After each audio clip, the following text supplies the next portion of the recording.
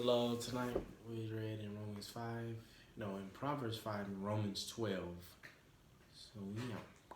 You know, 12/12 is something that is very special to me, not only because that was my birth date and debut, but I can't remember who got this for me.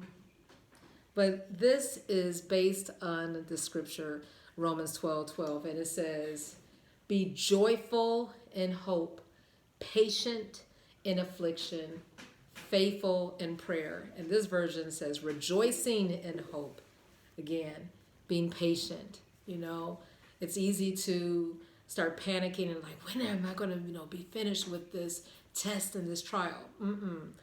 God will give his peace in that tribulation, and continuing instant in prayer. Do not give up, because the Lord wants us to be strong in him and in the power of his might, so that we can put on the whole armor of God, because we wrestle not against flesh and blood, what we can see, but it's so much as far as a realm of the invisible that's going on out here, from what is happening in DC and around the world, and even in our own neck of the woods. So what are we to do in the meantime?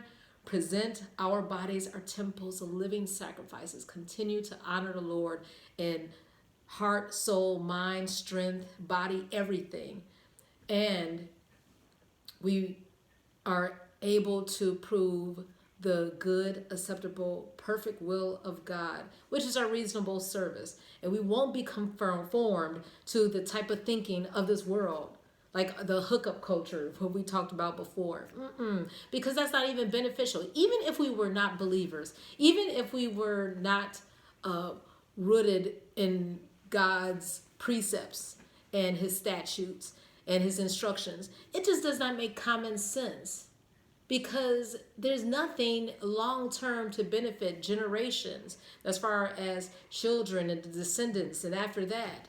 And then you're talking about if you're connecting with someone, and of course it's way more than biological and physical. You're connecting and becoming one flesh with someone emotionally, mentally, spiritually. You become one flesh. And then when there's a tearing apart and you're not officially married, and then that person goes with someone else, and then that person goes with someone else, and then it continues, and you have all these memories and all these images in the mind as far as comparison. It's a mess. And then you bring that into a family, and then you try to create a family, and you have all this baggage and garbage. Be not conformed to this type of thinking of the world. The world wants to promote that mess. But be ye transformed, changed by the renewing of your mind, so that we can establish and show what is God's good, his perfect, and his acceptable way. What about that as far as your generation, honey?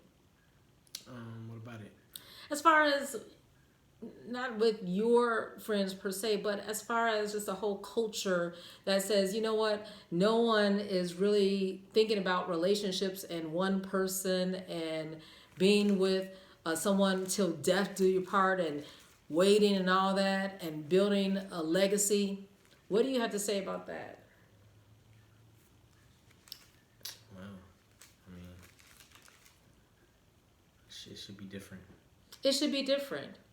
And in Proverbs 5, it talks about as far as a groom and a wife.